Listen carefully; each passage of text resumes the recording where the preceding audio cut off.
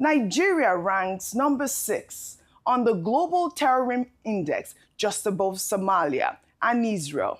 This is a stark contradiction that undermines reassurances of effective security management. And we're looking at this graph. I mean, this disconnect between, official messaging and international assessment exposes the challenges facing the Tinubu administration at the moment. If you can pull up that graph so we can actually see, where we rank in the Global Terrorism Index at this moment. Rufai, I'd like for your thoughts also with the fact that the U.S. is, preparing to put boots on ground, also the president's reassurance, and he's, this is the first time we're hearing him speak at the moment.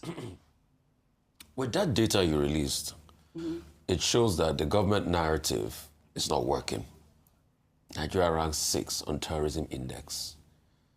The question is, what was our ranking close to 20 years ago before all of this terrorism started?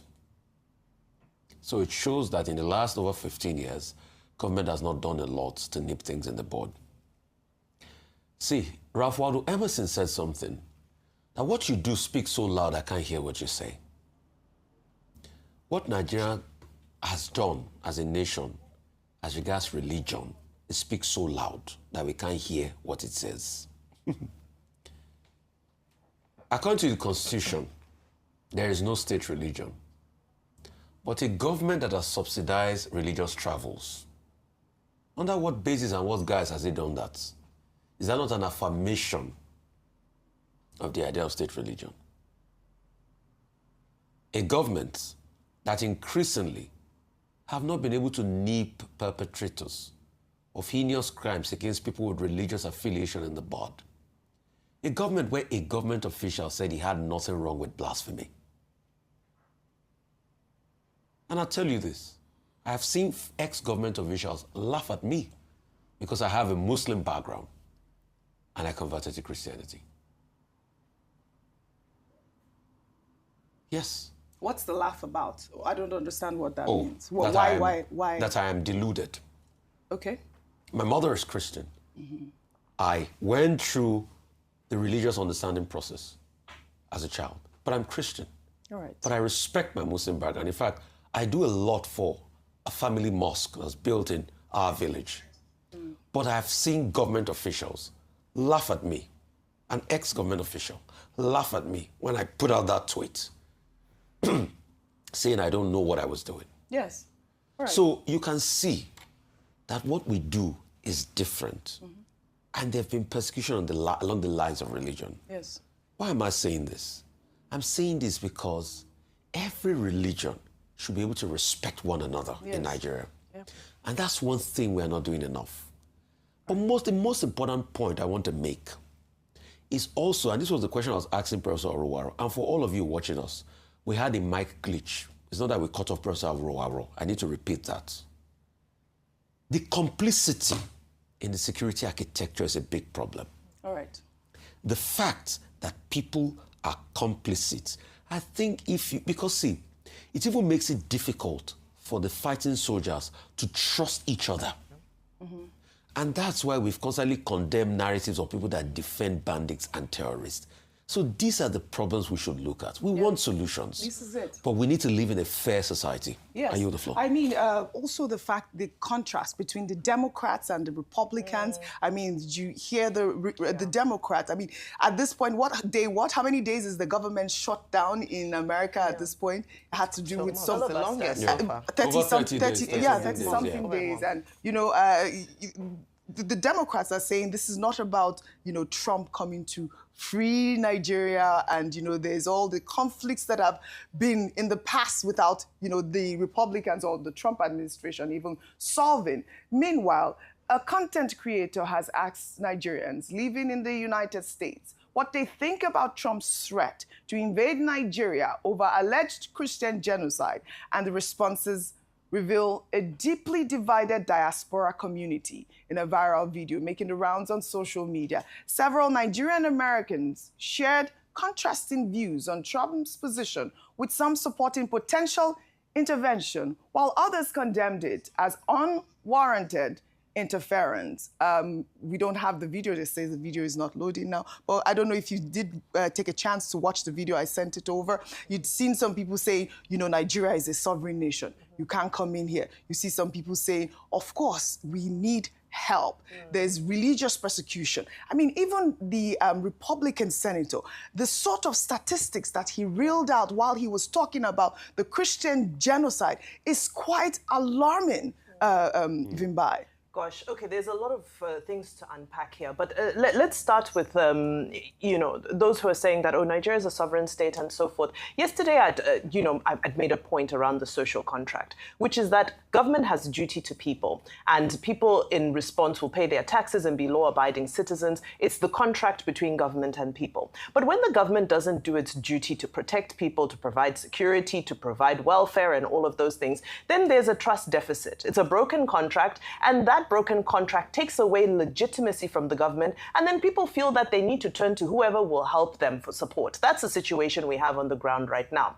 However, when you now look at the some of the implications of this support is where it now gets a little bit complicated. So now when we look at America, I like to use historical antecedents. Whether it's Republican, whether it's Democrat, the honest truth is that neither is better than the other when it comes to issues concerning warmongering. Right. Maybe you want to take the video and then I'll finish afterwards? Yes, I'll play the video now at this moment, if you can pull it up. Some people are saying that the intervention of the international body, that's America right now, will bring about stability. Some other people are saying they should leave us, we're going to handle things ourselves. What do you say? We don't need Trump to handle insecurity in Nigeria. We can do it ourselves. 110%. So, but we need this shake, and it was necessary. We need a wake-up call. Maybe that's what Trump is doing, which makes sense, but he doesn't necessarily have to come with physically engage. Where have you ever seen all over the world that America went into and got a place, got Iraq? Go and check Iraq, check Libya, check everywhere. Everywhere they went, they destroyed the place. Let's not go to Nigeria. We don't want it. But Nigeria is a sovereign state. He's a racist. He doesn't like Nigeria at all. Do you think Donald Trump has Nigerians' best interests at heart, or do you think he has a selfish reasons? America always have interests wherever they go. It's just like what happened in Afghanistan. Once they vested their interest, they will come with confusion like this now to get what they want to get from there. Then the people there will still benefit from that. That's why I say it's both. Now, I want you to stand on a particular point. I give it to Donald Trump. You want him to come in? Yes. That country needs to be reformed. So if he's able to handle it, fine with him, without an interest. The security thing, if they don't sort it out, my dear, let them come and take over and sort it out. I think he's making an impact and it's a welcome development. I would say Trump is right if he comes to Nigeria. The way they are ruling Nigeria, it's not the right way. I remember about 4 weeks ago, I saw all those big people in the north, both governors, they sit down together, they want to negotiate with terrorists. Those terrorists, the people are looking for.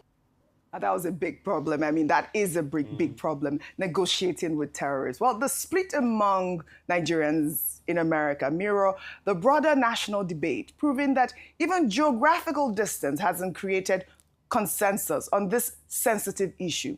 This division could further complicate Nigeria's diplomatic efforts to present a united front against Trump's threats. In the meantime, a group in Lagos staged a peaceful protest on Thursday against plans by the United States military to invade Nigeria. The demonstrators gathered to express their opposition to President Trump's claims of a Christian genocide in Nigeria. The protesters carried placards with various inscriptions rejecting foreign intervention and calling for respect for Nigerian sovereignty. Let's take a look. Leave us alone, America. Leave us alone, leave us alone, leave us alone, America. Leave us alone, leave us alone, leave us alone, leave us alone, America. Leave us alone, leave us alone, leave us alone, America. Leave us alone. Bimba is singing along. America, leave us alone, no, leave us alone, no. I mean, you know, this peaceful demonstration But they have a right of protest. Growing public concern about the escalating diplomatic tensions between Nigeria and the United States, with the protests viewing Trump's threats as an affront to national security. You're right, Rufai. They have a right, sovereignty.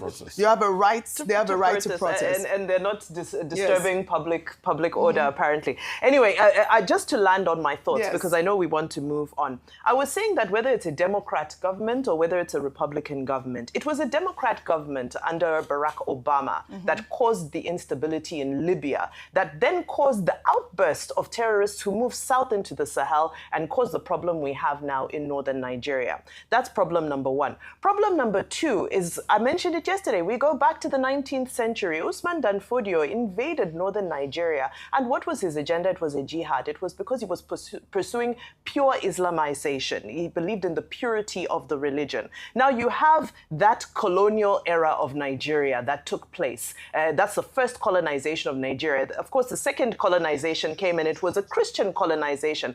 How have we managed these diverse relationships that were created from a historical context? Now, in terms of America, leave us alone and so forth, you know, again, like I said, when people feel that their government is not doing what they need to, you can't blame them for turning to wherever they think they can get the assistance. But the point that I want to drive home is that you also have to look at the antecedent of the person you're looking to be your helper. Whether it be a Republican government or Democrat government, we've got Libya, we've got Sudan, we've got Somalia, we've got Vietnam, the list is endless, Iraq, Afghanistan, the list is endless. So is American intervention the solution? Do they have the capacity and the track record? Have they proven in the past that they create more order than disorder? Well, those are questions that are left to be answered at this moment. I mean, the idea of collaboration, I'll keep reiterating it on this table, is a welcoming development. This is what we need since we have not been able to tackle the menace of insecurity for decades at this moment.